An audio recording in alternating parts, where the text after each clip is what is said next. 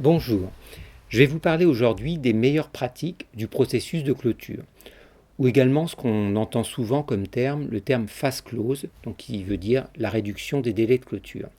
Alors la réduction des délais de clôture, c'est souvent un bon axe pour s'attaquer à l'organisation comptable, puisqu'en fait, quand vous visez une réduction des délais de clôture, vous allez nécessairement vous interroger sur comment vous produisez vos comptes, donc c'est-à-dire l'organisation, et donc vous allez réduire les délais tout en vous intéressant au coût, puisque l'amélioration des processus de clôture va vous permettre de réduire vos coûts de production, et bien entendu sans négliger la qualité comptable, puisqu'au final, c'est bien des comptes de qualité qu'il faut produire dans un délai court.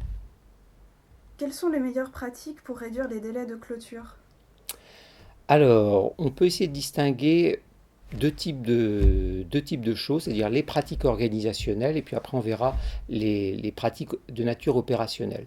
Alors si on regarde les pratiques organisationnelles, la première chose c'est sans doute un planning. Un planning c'est un élément incontournable pour à la fois fixer les exigences vis-à-vis des fournisseurs d'informations, et savoir à quelle date vont se passer les différents traitements. Donc le planning, c'est le support de l'engagement des différentes parties prenantes et c'est également donc l'instrument de pilotage. Après, comme autre pratique organisationnelle, on peut souligner le recours à des clôtures régulières, j'ai envie de dire mensuelles. Il est assez simple de comprendre que plus les clôtures sont régulières, plus la clôture va se banaliser et entrer en fait dans la vie comptable de l'entreprise. Et donc, comme la clôture sera un phénomène banalisé, on ira de plus en plus vite pour produire les comptes. Enfin, on peut encore ajouter d'autres pratiques organisationnelles. Je pense toujours à une phase de préparation. C'est notamment en vue de la perspective de clôture des comptes annuels. Il peut être intéressant et même nécessaire d'anticiper toutes les difficultés qui peuvent se produire lors de la clôture des comptes. Enfin, et toujours une phase de validation. Alors la phase de validation, c'est une phase de contrôle qu'il faut bien évidemment intégrer dans le planning et le contrôle peut être mené à différentes étapes. Par exemple, pour vous donner un exemple très concret, une entreprise qui clôture ses comptes mensuels. Elle va produire en fait différents indicateurs, on va parler du chiffre d'affaires, ensuite du résultat, des cash flows. Elle peut très bien en fait décider de mettre des phases de contrôle en phase avec ces différents indicateurs produits. Je m'explique. Premier indicateur que vous produisez, par exemple à J+1, le chiffre d'affaires. À ce moment-là, on va focaliser les contrôles sur la fiabilité du chiffre d'affaires. Deuxième indicateur, la marge opérationnelle. À ce moment-là, on va mettre tous les contrôles nécessaires pour contrôler la marge opérationnelle. Enfin, le cash flow. Donc là, on va valider notamment les aspects de variation du BFR pour sécuriser le calcul du cash flow.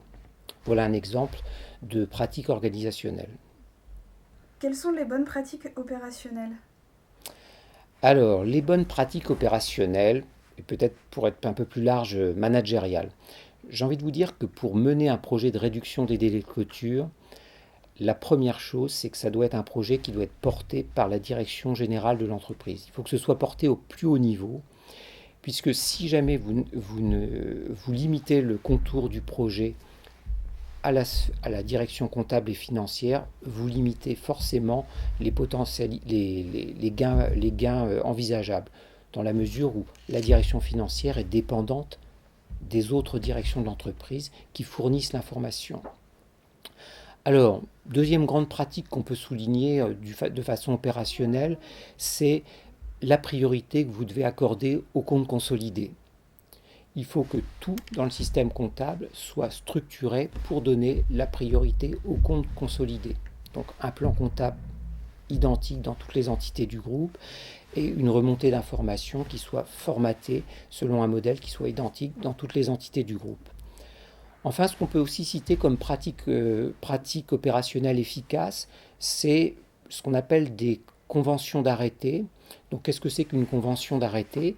Une convention d'arrêté, c'est tout simplement d'essayer de définir qu'est-ce qui peut être une estimation suffisamment fiable pour produire les comptes. Je m'explique, ça peut être par exemple de décider que les factures à recevoir seront déterminés à partir des bons de commande et non pas à partir de factures reçues des fournisseurs.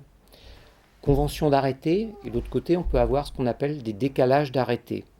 Décalage d'arrêté, c'est de se dire qu'il y a certains processus peuvent être clôturés avant la date de clôture.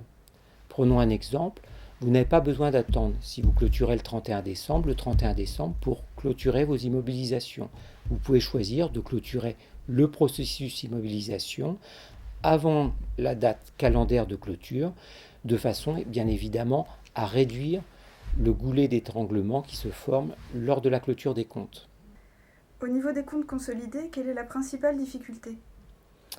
Alors, au niveau des comptes consolidés, ce qu'on constate souvent dans la pratique, c'est que la principale difficulté pour produire les comptes consolidés, c'est le rapprochement des opérations qui s'effectuent entre les entités du groupe. Donc c'est là où il faut essayer de focaliser les efforts, c'est-à-dire faire en sorte que les réconciliations des opérations, ce qu'on appelle interco ou intercompagnie, soient le plus efficace possible. Alors on peut donner quelques bonnes pratiques. La meilleure pratique, c'est procéder à des réconciliations mensuelles. C'est, dans la mesure du possible, d'essayer d'automatiser ce processus et puis ensuite avoir une procédure d'arbitrage si jamais il y a des désaccords qui soient assez rapides.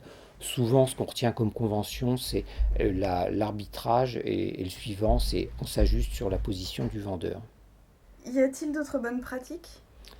Alors d'autres bonnes pratiques, ça peut sembler être évident, mais évidemment un système d'information à la hauteur des enjeux en termes de délai de clôture. C'est clair que le système d'information, c'est l'outil de production. S'il n'est pas à niveau, vous aurez du mal à progresser en termes de délai de clôture.